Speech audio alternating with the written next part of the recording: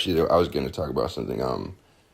So I was saying it. I was kind of saying like a joke. I kept on kind of sarcastically being like, I'm going to buy a bunch of TV seasons, specifically Sunny in Philadelphia. But really, I was saying it like a joke. But really, I was already gonna do it. So I got that Sunny in Philadelphia complete seasons, and I'm not gonna lie to you guys. Like, what's written? So it's like the single. There's like one huge box of it that's like all the seasons through 1 through 15, and then 16 and 17. The seasons are in its own separate box, and I was reading the back of the disc. It's like, or the back of the box. I'm just gonna read it to you. It's Always Sunny in Philadelphia has seen the gang return to familiar territories, revisiting past schemes and character dynamics while also introducing new elements. One notable storyline involves the gang's community service at Abbott Elementary, which they try to exploit for their own gang. Did a undergrad writing student write that summary, or was it AI? You tell me. How does a show that's supposed to be heralded as the greatest TV writing that we are witnessing today have the back of the box sound like you Googled Sunny in Philadelphia season 16 and 17 and then AI answered it? You know, this is why I don't have any faith in the future of writing. Like, who approved this? Well, we could just get undergrad students to do it, and then an undergrad student just types into AI what it is. That's you, dude. Come on. It's Always Sunny in Philadelphia has seen the gang return to familiar territory. Why the hell? Come on, dude. That's the opening sentence. That doesn't even. It's not even saying anything. It's Always Sunny in Philadelphia has seen the gang return to familiar territories. Okay. So the image in my mind is like nothing. Revisiting past schemes and character dynamics while also introducing new elements. There's no like substance to it. We're like halfway down the paragraph and it is yet to say anything in particular. One notable storyline involves the gang's community service at Abbott Elementary, which they try to exploit for their own gang. Okay. You know, this is like a DVD that's probably made like hundreds of thousands of dollars. Actually, I don't know how much it's probably made, but it's probably sold a lot of copies, and it's intended to sell a lot of copies. And it's like literally the only writing on it, besides like the copyright and the name of the show, and seasons 16 through 17. You mean to tell me that Sunny in Philadelphia, season 16 and 17, the gang are returning to familiar territories? Ooh, I wonder which territories it might be. Well, maybe if I read further, I'll find out. Okay, so they're revisiting past schemes and character dynamics while also introducing new elements. Wow. The thing about it, too, is like there's so many writers out there. Like, you know how many writers could have written the back of this DVD? And, like, writers are so underpaid that, like, they would do it for not that much money. And then, like, in turn, the DVD would immediately, like, pay for itself. Inherently. I understand that people don't go to stores and flip over the DVD to look at the back of it, but then just don't put anything. If it's just taking up space, just don't put anything. If you're not trying to sell the DVD from the back of the case. I know I'm overreacting. But as a show that's supposed to be like inspirational, it's supposed to be one of the most important writing in a show of my lifetime. And then he's like, that's what's on the fucking back of it. Come on, man. I will never forget this. I look at Sons of Anarchy. Okay, so this is season 6 on it. Ride with the Sons of Anarchy and relive the adrenaline-charged show's most controversial and tension-filled season ever. See, we're already doing great. We're already doing better than Sunny in Philadelphia. Ooh, Sons of Anarchy, Sunny in Philadelphia. Never mind. Okay. With Clay and Tara behind... Okay, I might spoil stuff. It goes to the description. And that's the funny thing, too, is like Sunny in Philadelphia doesn't have spoilers. So it's not like, oh, well, with Frank behind bars for the whole season, like that's not what's happening. So it's not like they're trying to hide anything. I'm just gonna read it. So if you don't want season 6 of Sons of Anarchy spoiled, maybe you should just put it on mute. let it ride for a second. No pun intended. With Clay and Tara behind bars, Jax looks to the future of both the club and his family. But can he possibly escape the bloody legacy of Sam Crow's deadly past? So I'm trying to think, are they doing anything different, or are they just using better words? I mean, regardless, like, using better words is kind of my point. Using better words is the point of writing, right? Do I sound like an asshole? I don't care. Writers need to become assholes in order to stand up for ourselves. So I'm going to make a point here. You got to use better words. The way that you defeat AI and bad writing is just you got to use better words. It's as simple as that. Okay, so they're talking about Jax. It says, as he desperately pursues his father's vision of a more legitimate direction for the motorcycle club, Jax is met at every turn with external pressure, violence, treachery, and betrayal. Intensity builds, secrets are revealed, and the body count rises, all leading to a shocking season finale that will change everything for the Sons of Anarchy. The text is kind of small. So yeah, I guess what's the difference? Well, it's just better. It's not like in this season in particular. The creator of Sons of Anarchy, Kurt Sutter, he's also the main writer on it. You know, so writing is probably more important to him than the people at Sunny in Philadelphia, because apparently, even though the creators of the show Sunny in Philadelphia, even though they created the show by writing it, and they are in true form writers, apparently writing isn't really that important all the time to them.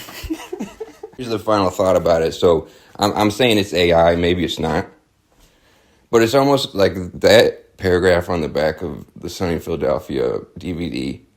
It's almost more embarrassing if it's not AI. I'm not gonna lie. And so there's the controversy of AI, and it sounds like AI. And so there's that controversy. But if it's not AI, then like that's pretty embarrassing. That's pretty embarrassing that was what was written for it, like with zero brain power, or just written by a bad writer. I don't know. You tell me. I wish I had more examples, but I am house sitting again, so I only have these 3. It would be, you know what? That might be my new segment. Seeing how terrible writing is. I think, yeah, that's a good idea. It's a great idea, Nate. We go across the landscape of Earth, uncovering the worst writing happening today. So here's the final season of Sons of Anarchy. I guess I'll read this one, but I feel like it's going to be kind of the same. Oh, you know what I was thinking? I'm looking at season 6 again. So what I like on this one, it says, first sentence, ride with Sons of Anarchy and relive the adrenaline-charged show's most controversial and tension-filled season ever. So it says relive it. It's like, you already watched this shit, dude. Why don't you try and watch it again? Remember how adrenaline-charged and tension-filled it was? Remember the experiences you had, the drama, the hatred and love towards different characters? Well, you could live it all again if you wanted to, just by picking up this DVD. And the spoiler thing, it's not a spoiler, actually. It's just what the season is about. Like, you ever go on streaming and you accidentally go to the future seasons and then they have the thumbnails and you see something in it and you're like, damn it, I didn't know that was going to happen. It's also like the back of this final season. Excuse me. You look at the characters and not all the characters are there. Like, who's on the back of here? Oh. I wonder what this means, having not some of the cast members on the box. But yeah, truthfully, for me, spoilers don't really bother me that much. I'm not going to get into that because I'll sound like a douche. It's more about the experience of the writing instead of reading the summary. That's all. That's all I'm going to say. It's going back to the Sunny thing again. It's more about experiencing the writing itself than just finding out that the gang is returning to similar schemes. All right, let's look at the final season of Sons of Anarchy and what they say on the back of the box. Ooh, and they even got a punchline. You know what? There's one on. So season 6, it says, "Who said it's good to be king?" Question mark in big red text. There you go. Fucking sweet. That's badass, dude. Who said it's good to be king? It's a question. Makes you think about it. And you're like, oh, I don't know. Who did say that? I don't. Is that a good one? I like it as a punchline. But who said it's good to be king? And then it is saying, well, I would like to find out who said that. Or it's more like one of those like meathead posts that's like, being a man, you have to be in isolation a lot. When you grow alone, that's where you become the man that you need to be. It's a rhetorical question. Who said it's good to be king? I don't know, but is it good to be king? Or is it, but it is a reference to the plot because, you know, a new member is at the head of the table. So it's not just random. All right, and then the new season, the last season, not new, but final season, it says, "The road to vengeance is paved in blood." Also in red letters. So there you go, vengeance. Talking about vengeance, talking about road, another pun. And then paved in blood. It's like you look at the back of the DVD box and you're like, God damn, I think I get it. So vengeance is a singular word that describes the plot, unlike similar schemes or familiar schemes or whatever. Would you rather say that he's out for vengeance, or he's partaking in similar schemes? Or what was it? I can't remember. Familiar schemes. All right, let's read this. For the 100th time, Sons of Anarchy, the final season. Complete your collection. That's good. So then it's like, you better buy this. You got to complete your collection. We know you wanted to re-experience season 6, the most adrenaline-filled season there was. But now you got to complete your collection. You can't just have 6 seasons. You got to have all 7. Because if you only had the 6 seasons, then, like, it wouldn't be complete, you know. Complete your collection and relive, or instead of relive again, relive the heart-pounding adrenaline rush of the final season of Kurt Sutter's explosive outlaw biker saga. And then it references the creator. Like, you know, this guy's the genius. This guy's the creator and writer. And you're going to want to know his name.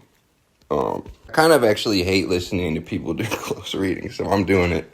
I'm trying to make it entertaining, I guess. But I'm going to skip the next sentence because that particular spoiler, I'm not going to say it. Jax Teller steers Sam Crow full throttle down the hellbone road to revenge. See? You know what I'm going to do later? I just thought it was something I'm going to do. So, allowing nothing to stand in his way. The streets of Charming run red with blood as shifting alliances and fatal mistakes lead to chaos, betrayal, and all-out murder. The body count soars, and dark secrets give way to darker truths. Wow, dude. Dark secrets give way to darker truths until the only question remaining is who will live and who will die. One thing I'll say, Sons of Anarchy is actually, like, the first season and kind of the conception of the show is actually based on Hamlet, which I have read Hamlet. I've seen some movies and stuff. And so sometimes I'll be listening to what they say and I'll be like, was that a line from Hamlet? Because sometimes it's almost like the language becomes overly, I hate the word poetic, but overly not modern. It's like almost like the characters are speaking in quotes sometimes. You know what I'm wondering? I do think that Sons of Anarchy is a very intelligent show intelligently written show, and I think it's one that its audience it manages to have layers to like its audience's own interest in fiction, where it can reach people who are interested in action and drama, but it can also reach people who are interested in like something more crafted too. You know, it came out in the kind of the boom post Sopranos boom of gangster shows and series that tell a longer overarching story. I mean, it must have been planned and released only a couple years after The Sopranos ended. If you think I'm full of shit, that's fine. I'm full of shit all the time. But Sunny in Philadelphia is also like that, where the humor in it, like there's cleverness where people who expect more out of television and fiction, they can appreciate it. But then also the jokes, anyone can laugh at them really too. There's like a humor to it that branches from people who are just like turning the TV on, not really thinking about it, all the way up to people who are seeking it out because they want to look at it very closely. So both shows are similar in that way, and I think probably my own moodiness about it is an expectation of those shows, where I'm probably more critical of shows like that. Like you watch a bad show, you just laugh at it, or you just watch it being brain dead. But I'm more critical of those shows too. So already me being critical, I just want to say it's because I hold it to a high regard. That being said, I'm going to play a game that I like to play, where I look at the syllables. This is my poetic inclination. All right, so I'm going to look at the shows that are the words that are more than one syllable, and see which ones they use. All right, so Sunny Philadelphia, let's go through it. Besides Always Sunny Philadelphia, a bunch of syllables. All right. Return, familiar, territory, revisiting, character, dynamics, introducing, elements, notable, storyline, involves, community, service, and that's show name, exploit, and that's it. All right, let's look at Sons of Anarchy. Collection, relive, heart-pounding, adrenaline, season name, explosive, outlaw, biker, saga, reeling, death. It's way more words. So it's like full throttle, hellbound, revenge, fatal, again, chaos, betrayal, murder, secrets. So it's like, it's like the vocabulary alone is like kicking Sunny Philadelphia's ass, really. All the double syllable, triple syllable words in Sunny Philadelphia is like boring words. I'm also just like jaded because I think I'm smarter than everyone, so that's kind of part of the problem. Probably has derailed my career. It has made me unable to take criticism. All right, let's say something nice. So I have been rewatching. I haven't watched the whole season 16 and 17 of Sunny in Philadelphia. I caught some, but now I've been moving through them. The show definitely still has it, and I think also final note, underhanded compliment. It is like also now that I'm watching it, like that description in the back of the DVD, it doesn't do this show justice at all, which is probably one of the problems. And so like my irritation about being a writer is pouring over into it, but it could be a lot better. My stomach's growling, but all right, let's talk about Secret Restaurant. Last time I was talking about the fate of the press, people reached out to me about it. And so I'm going to be careful what I say, but I have been kind of thinking about the future of it, because the actual press itself, I am grateful to have done all the stuff that I did. It started out kind of as a thing. It was my only way, like just monetarily. I started hand sewing books because it was the easiest way for me to start publishing books. And I think now, I mean, truthfully, not to I don't feel sorry about it, but I do think people are kind of losing interest in it. I don't sell as many, people don't send as much, and it's kind of become a bit of a money wormhole for me. Like I've never profited, and just the fact that I'm in Iowa, I don't want to be in Iowa. I don't really feel like I'm thriving here. I think it's time for me to put it on a hiatus, truthfully, because I'm not making progress here. And then the more books I publish, just the more shit I have too. So I think I'm going to put it on a hiatus, especially with the magazines and publishing people, and then try and figure out how I can personally move forward. Because also, like, it's not going to be good for the press or anyone if, like, I'm stuck somewhere and just, like, not getting to the place that I need to be. Like, if I get to the place I need to be, that's going to be helpful for the whole press too. So that's what I think about. And then whenever I think about doing that, it's sort of like, well, the books I'm fine with putting publishing on hold, but that's like, well, what's this podcast called? What is this podcast called? It's called the Secret Restaurant Podcast. So I have to decide about that, keep the name or not, or just quit doing it. I kind of started doing it to tell people about the press. And I am okay, so let's have a moment of gratefulness.